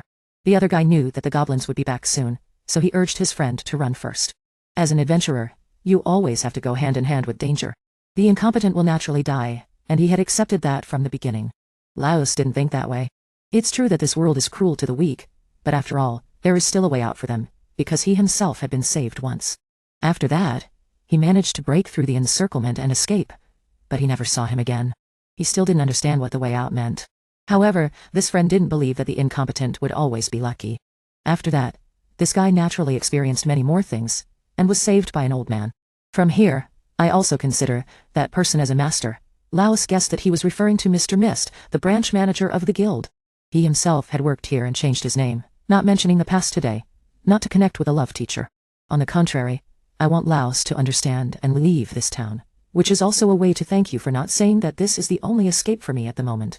The boy increased his lungs and didn't understand anything, wondering what was going on. Hangdang didn't tell the details and had to follow the path for Manduna Sena. He said this was the last warning for them. Later when they went downstairs, Min and his friend were called out by M. Hust to talk a little, saying that before now, many people had opposed the actions of the branch manager, and Hangdang. The fake old man also came up not long ago, and there were a few fake employees in the guild who were much more spiritual. M. Hust made a suggestion for them. Men then told Nasina about this, but did not say the wind, but only called for the need to go to the extermination of the beasts around the boulevard. Like this, the people will be in danger soon. The little girl wondered if it was the guild's business, why didn't M. Hust reward her, but instead paid her, and equal? Longgun wondered for a long time, but was told by M. Hust that this was Hangdang's directive. As for things like the truth of other fake people, she promised to keep them informed about the liars. So Longgun can rest assured to warn them not to take advantage of the good-natured people like Crit. As for what will happen in the clouds, she can't say it yet. This is the directive of the branch manager, so she can't do anything about it. She promised to try to whisper to everyone to be on their guard, and the rest is to see how vigilant all the fake people are. In short, when they go to exterminate the beasts, the two brothers can still earn money from selling the beast's stone. M. Hust will give up her love to increase the price as a way to pay for everything at once. Hearing that, the two scales were very moved because a lover like her also had a day to make such a request. Xena, after understanding, also agreed because, after all, exterminating beasts outside is also the job of all adventurers. For Sig and Lyra, it was a bit busy having to train the orphans. If they were in danger later, they would know how to fight back. Nasina then also participated in martial arts for the children. She asked if she had talked to her sister about important things before she decided to leave because many things had happened. The story of Uncle Handung's night watch is coming to bring something from the general to the master. And Duidung is still the one who keeps an eye on Nasena, who will become the princess in the sleeping palace. He also asked if the little girl was really that important. Then he was reminded of the story of the black dragon. This is not a fairy tale but a truth, and soon that creature will return to destroy the country. Nasina with her golden hair is the chosen one who can suppress the evil dragon. Min's group is currently on the outskirts of town to monitor the actions of the monsters. They slowly move towards the town just as the host girl had said. This is not the kind of beast that can appear in this area. Lyra asked to attack to stop the progress of the goblin army. Amia is capable of long-range attacks, but Lowe's doesn't want any of them to escape to the ambush. Ryu asked why he had to work so hard. Then he knew he was afraid of affecting the people on the road. According to the situation, the meeting had to run quite far, and then approach from the clear direction, so that the monsters would not smell it. Later, the whole group passed by the place where Nasena was attacked in the past. The two brothers remembered the miracle at that time, and this time the battle broke out right here. The difference is that this little sister can fight on her own without Lowe's protection anymore. With a reinforced punch, she made each tree make the monster fly away, while at that time she herself only knew how to cry. And Men was still ahead, sparing life for both of them. Now they can fight side by side to defeat all the same with the promise to form a team in the past. Because these are just monsters, everyone quickly won. But each of those trees was just the beginning of the disasters that followed. A fairly large earthquake caused the area to move, and the people in town began a panic because nothing like this had happened in years. The people in the competition were not surprised because they had thought about this, and the branch manager was quite sad when the terrible event had begun. Men returned home to ask if Miss Mary was okay, but there was nothing serious. However, Manuel's teammate immediately ran to report an emergency, and Lowe's followed him. At first, they thought they would go to the guild, but were led out of town to be sure. Men had called the whole team to follow, and found that many monsters were gathering again. The special thing is that this group of spirits is not like the one just now but much more.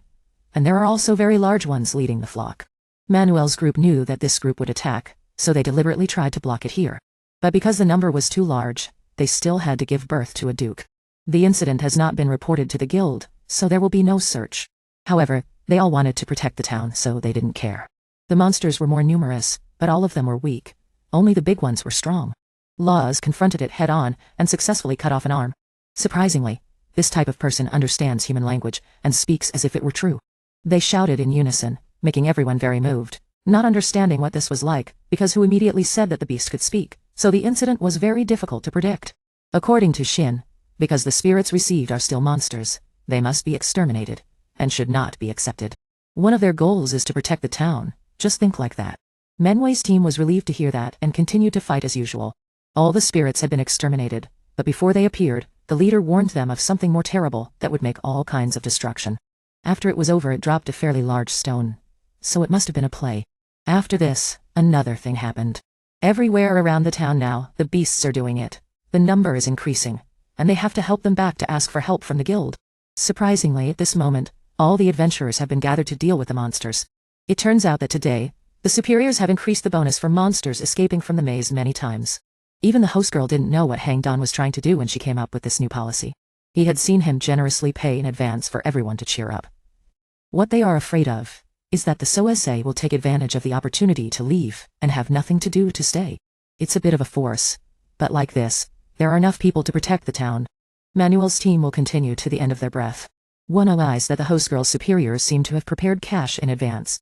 We have guessed that this incident will happen. Their master also appeared, surprising everyone. I thought she had left here, but it turned out that she had also calculated this incident. Rama let Laos guess about the incident, and see what he thought about the previous lessons plus the large number of monsters that appeared. Men affirmed that it was a riot in the maze, and the host girl immediately led everyone to see. Its information was recorded 100 years ago, Dao. This is the phenomenon of monsters coming out of the maze. If there is a lake or town nearby, it will definitely be a target of attack.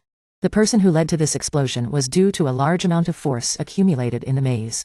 To prevent the riot, the adventurers need to let the newly born beasts absorb the excess force. Speaking of this, the host girl just remembered that the adventurer is a common organization to reduce energy in the maze. Because she had never experienced such a wedding event before, she became a new lover. Ranba also didn't answer because it was only the beginning of this year, and the guild was still operating according to its function. Although it is said that 100 years is a bit of a solution, in fact, the monster riot is recorded a lot in the library in the royal capital. Her grandfather was a survivor of the event 100 years ago, so he told her about it. And when they have been adventurers long enough, they will definitely know about this more or less. I affirm that I am also worthy of it. But Nguyen still felt something because this town is where many adventurers gather. It turns out that every day they destroy many monsters inside the maze. If that's the case, there's no reason why there should be enough force in there to cause a disaster. The real cause, the master doesn't know, but after all, it's happening. So the ghost also asks the stupid earth boy why. A slightly hesitant Ta still asked everyone to line up to protect the town. The people around the house chose not to rape the belongings they wanted to use to create a defensive wall. Achacho, BD, Bo Lon, Mekong Se Kyodai, Azean Gaigon, Kashlam Nai, Hoanto Andon, Lao, Kong Ogoon. Shuts Jovan Etche, Chun Sigien, Jut and Achano, Bit Shentutron. Trondia, Trongseganai, S.A. Duzesis, Fondachonende Dang Hn, Gn Yugo, Emuntong, Armachin Dungu Kongti Bay, Manuen Manmanan. Ong Airtibix, Ki Antiem Long, CAI, Crit NH, N, Doguntuino, Chindogun, Chanhan, An Hat P, N on NN, Dut T Gonyati Aiki, Na, LRI, H Ainchin, Tan, Tintar. An Hibit Tino Ko Dachon Dondutio Cash, Rang CA, Mian Chin. La Doidi Hache Najet Anan Ganan Gibe. Tatang Trongchang Cheng Chanai. Ingogaya Kon, RT, Ninu 6, Kachka in Lam, V on Dha NNO, Himgi Kong Sha La, Jaovat et Wifotita. Ayura V and Yoga, Daddy no, de Ibonati, Beba, Idoanakwe Sang, Ashandratari, Dan, Sien Ye, Anjate, Eha, Nerichon, Be, Anandata Datan. Lao, sao, dogo, taiki, an b, tong nao, tt, ni, ti, lien, sin ei, ashan, cn, tengech de nacha, na saa, as in, lam, tong tssn lang, nan yan en at atengsiam, lao hat, en ein shi, tien kong luxnai, dogan dowono, hang dogon mo ham, gidoano han shenve, dai, la, santri, dai hashe, doda da team thokancho, que vitela, are te nyanonen, donganao si en shengun, ti idich, ach achiti, dum kongko, gondung shiva ayan kanshenloi, da, pansan kanloi toa, ach awo train b, te go chila, la gyom gop, lien an. Zhao zhou gong, emni, con que, vitian chong, dioga shu tianan. Ran, ma, kon rong, tse gong. Tinan kong ceai ma tu elin han hang van, favi de te gat tu ele anath. Shte emeti, angai dioga, do the jian, do gae, di kotang, tg enshinsi, trino don lei, kun, emeti jonchendo. Nge sieko, ui, sienjang, chichang, trutien, trunkwa, sinech tian, nigaugi, naluskong cn, cmt I trachdat. De yuyonuap, the gyan, bahuna ma huin, mennoun, chon dogu, htetnen hai. Biu tri beta gao, chut hinan anajang kongkwe, bit be lira hach anahan, huizits kitaloi, nai ali, shut hin vau, 3 nai. Chang tai, tuan bida. Dodiu lao chong bin. Dogam kwe kong nao ho, tu tu. Hinu ariti chok, coi. Nhtai hoan, cnii, ido, vudivi, vien sanzana. Cn kyogu kunshai, dong feb hyong shet, tite, donk feb hyembu, da cit, tatetie. Donye cmt lo, gauga kwai don chen doga. Pio di, te dint achantiti. Chaki da thi, dogang. Da tu likoti. Kinzana hachni, nye, vis, elan nai, noel, kong bintiai. Shong kon bounju? Nazina nh da, cha, te chie, tiri ye, n, anan, l, nd.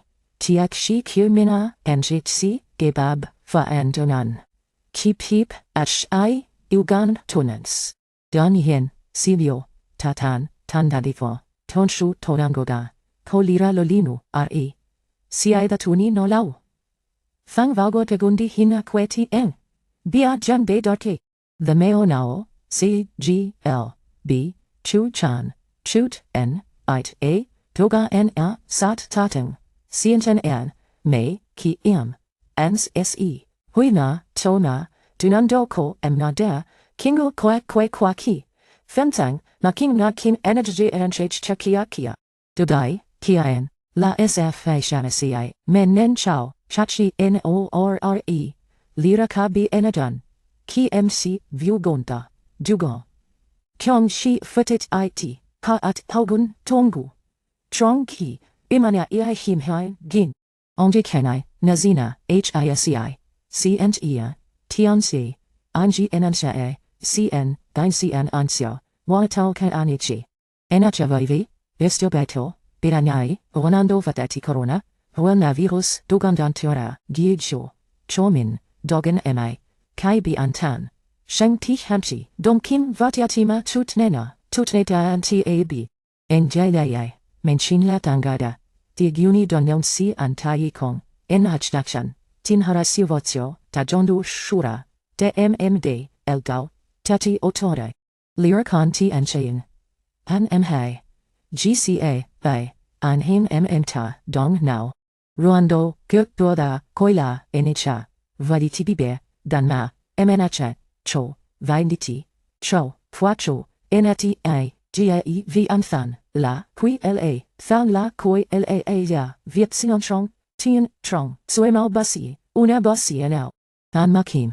Mava kiamsia, hugantahuni, naidong, konjandin bitashantan. Masiu dong siendian, becho oankena elechi, nino eletiain, nino lecho tanjongati datsa. Duit gitmun, noi chuyadan, den enanontoi, dolanundi don, sao, tanhara, drangtren, deyotai, fon tite, sasiai, aniava a, manuan, sheng kiung kinang, kinatan, ramakong, enenshiandani, Benigan, Dogo, Lakion se, Enenhashtenaj, NH Tema, Meamenchi Seachat. Londoni Fulio Katz, en Artiat der Itong, Vugel, Isilio Katz en at Atilei, Tan Artilite Gadgeti. Der in Han Ham.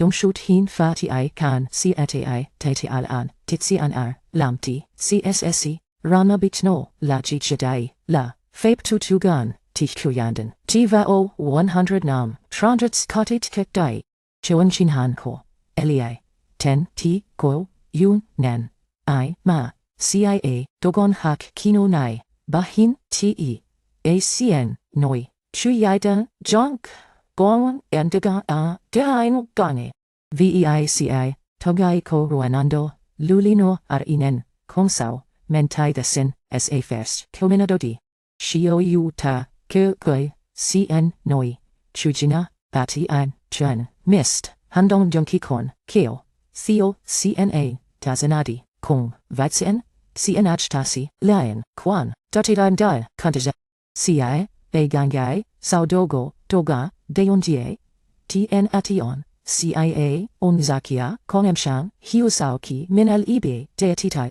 Bako, CN, D. Ang Twai, No. Jankulam, Jinansi, Duanyana, Zakia, Aktanan An, Namgoai, Tidumva, Atiatuko, Ba, Kodu Kotun Ashate, SEC, Detsha, Chechbe, D. Antan, Dogantongo, Enye Evilao, Kontati Altendia, An, Vatsiti Ainan, Sia Atian, Na O, Datanan. Via, Gi, Ga, Ji, Chao, Ba, S, R, Fam, Lam, M, Ha, Tan Kan, CAA Koi, N, NH, Chao, Hach, Hai, Thama, Kon, B, Ka, Min, Kong, Ge, Ye, Lam, Hong. Ong Mist. By NHT, Bat Kwa, Gagang Ki, Giam, Gia, TVA, SE, VS Adoga, Lao, Kong, GEP, CAA, Muantathuk, TF Chung, Lon in J, Dine Ij en Artlin Lin J, in I Scan in, Te Isha, Karl, Alawangila, Kadia, Alfkoni, Kung Kontin, Te Det. Bagaila, SCPS, CIA, Simon Introm, Giam Hale, are Indententa de Terte. Bacho Ti no bit elfla, Chung Tiesi, Dodiu Kimana Elsi, Tia en Congenti, Nihul an, Konong Sakya, La de Senkshatator, Trong SS, Itsenkitnam. Vinen, Ko de Ko. La, Tan. Emai Lui, Matut Tren Dugivala. Fab SEMN Ajon, MNNCB, Kong Tha San Havai. Lao Simitiao Yang Ko, Anansi Ko, Ada S, F, IE, E, As E, DS, NH. Banu, C, Toka, Kasia, Anjecha, Anmala, Fiantai, 150 Konen, TAA, HHC, Fep Thut, Dagi Funthi, Ninvad Si Hanogong, Nazinaki en Asnan Enhans, Duantong Hashanao, Ashat Nun Bint, Litoong, Tajeje Doi Don Dada, Lam Yi, Gyoging, Gogam Bihao, Lao, Vaidi, Re, Ju, Chechkong, Piashi, Dodan, Enedatin, L. Tinha Isti. Fathin, Ragi, Lao. Nai, Dangonai, Dong Amuji Jongi, Fiasao. Bhu El, T, Noi. Shijahan, Hashan, Lao, Inachad, Vaiong, Mist. CN, Bevian, Hang Don Ti Hinu, Jangshi Tami, SSA, Bel, Dattana. Anmachang, Isinan, Ki Inti, Cao, Trechu, Na Ichin. Ladon CCA. Laushat SCBO, Anmazenjin at Chobitang. Don La Nundikong, Kona Hinoforte Fe Pep Tu. Si Enjing Enja, Benda. Tevia, Fortune, Dogu, B. Jen, Dian Ikong. Ach ha ach ah si. Jape na otn. In dim on gan kang inats. Thang si thang ger ha s si. Fo. Ang mist. C&D, on, anati, Benovi Dogai, MI, La, Didio, CIA, Dogoya TI, Che, Jash, BH, BDB, BD. Ben Nd Chut Ach Ein, Jong Chin, Do On Chirda. Dodaila, Emeti, Kiao Xuan, Ka. Yui Dong Cho, Nen, Laudo, Tiora, Be, Dunai, Inji, N-I-N-J, A-G-N-He, Ta-Tita. Do-Tien-V. VVC Dogang Din-Ra. Nyohakia on-Nyoa. Tia on-Titea, Enashtan-Tise. Do-Dimu-Doga. De-Vidit Kunzbe Olun.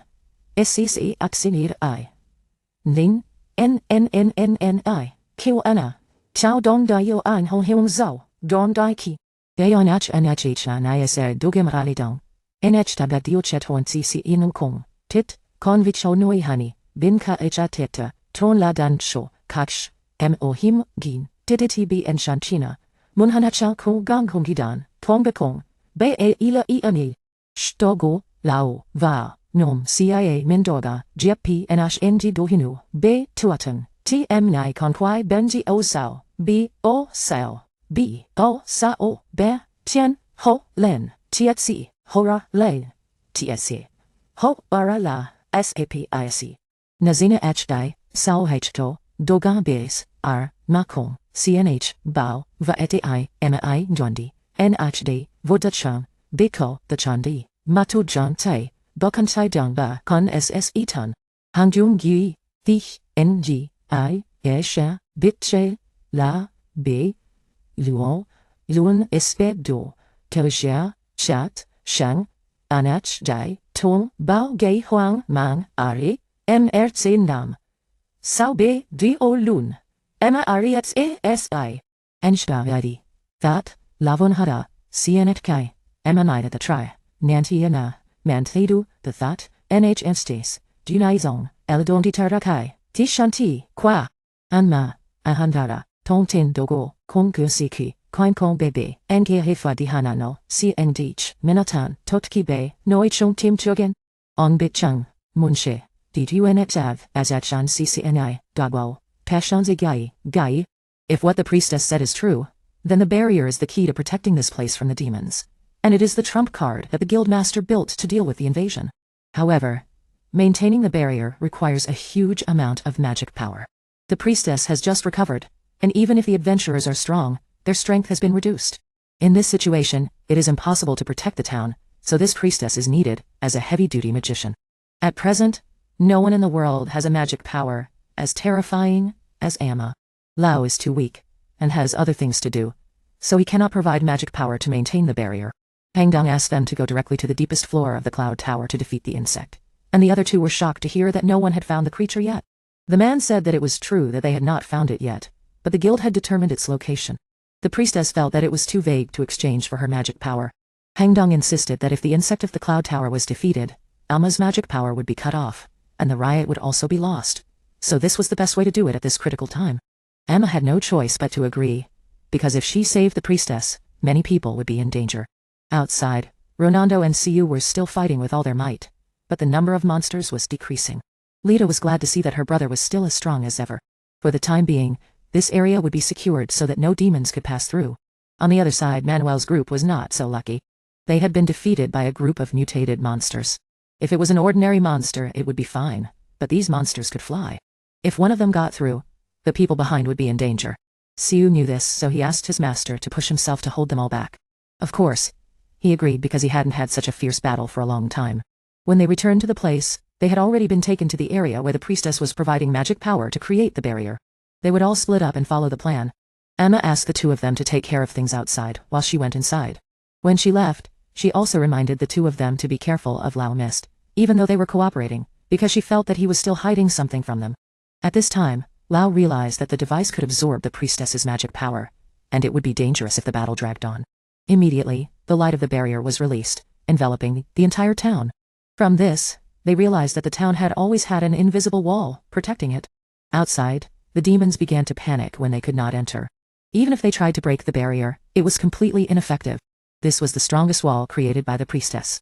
In this way, all the adventurers were safe when they could pass through, while the monsters would have to stay outside and fight. Realizing that this was an advantage, everyone cheered up and continued to eliminate the mutants. At this time, Sig was already exhausted, so he was asked to rest. He was panting and still swinging his sword. With the help of the group, all the adventurers outside were temporarily safe, because they no longer had to worry about being attacked in the town, so their numbers were increasing. Amia was very excited about the barrier that blocked the monsters, and wondered who had made it. Lao Siu told everyone about how his aunt had become a sacrificial object. If the battle dragged on, Amma would exhaust her magic power, and would not be able to escape. To protect a large town like this, it would naturally consume a lot of energy. Even if the priestess was inside, there would be a certain limit. Because Amma had anticipated this, she had come to say goodbye to the two of them. She would not be able to stay. While they were still wondering what to do, a huge monster appeared. It flew straight into the protective barrier, threatening everyone. The ordinary reformed was already very strong, but this one had been strengthened, so it was unimaginable. Ronaldo felt that this was not good. He would have to consume more of the priestess's magic power, so he asked everyone to stand up and fight. Lao Si was the first to step out, because he did not want his beautiful master to be in danger. He saw that she was calm because he was still here. Just like that, the 4 people who were capable of close combat walked out of the barrier to fight. Because they could not waste time with the small fry, they also made way for the priestess to go. After fighting for a while, the monsters stopped and retreated as if they were waiting for something. Fanzi then appeared and explained why they were acting like this.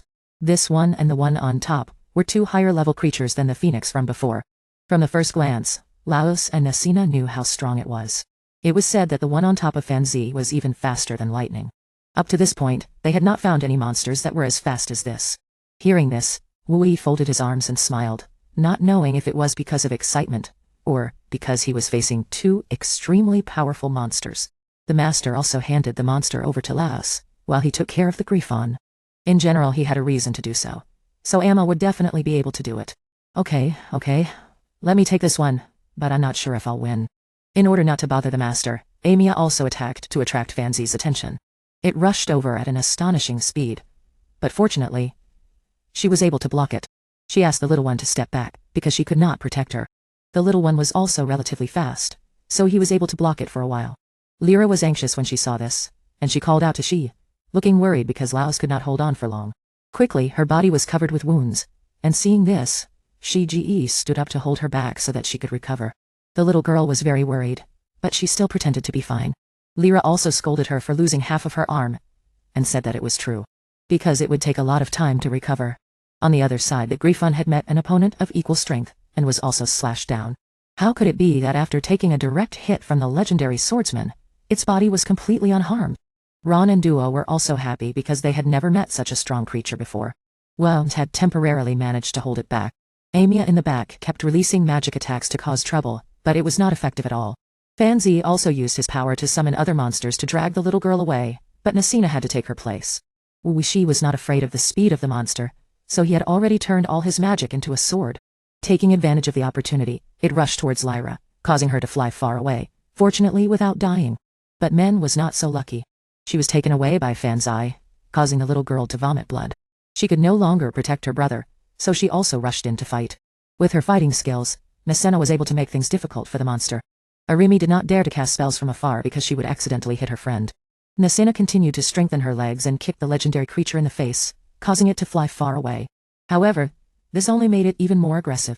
The girl herself felt that this creature was truly amazing. Its white fur was very beautiful, and its strength and speed were unmatched. Very quickly Nasina was defeated with hundreds of blows. Although she had strengthened her arms and legs to resist, she still could not avoid defeat. However, this did not mean that it had won. In fact, she was just buying time for her brother. After recovering, she took advantage of an opening and stabbed it with a fatal blow. In this way, they succeeded in killing it, which made them very happy. But then they fainted from the pain. When they woke up, everything had been resolved. The priestess had also summoned the reformed. Now, as long as the branch leader kept his promise to kill the insects of the cloud tower, the priestess would be safe. For the time being, they would return home to rest because they were too tired. While they were having fun, Sheng Henjiang suddenly appeared, controlled the priestess, and took her away through the teleportation gate, disappearing in front of everyone. Just as Amma had said, these people were hiding something from them, which made Men furious.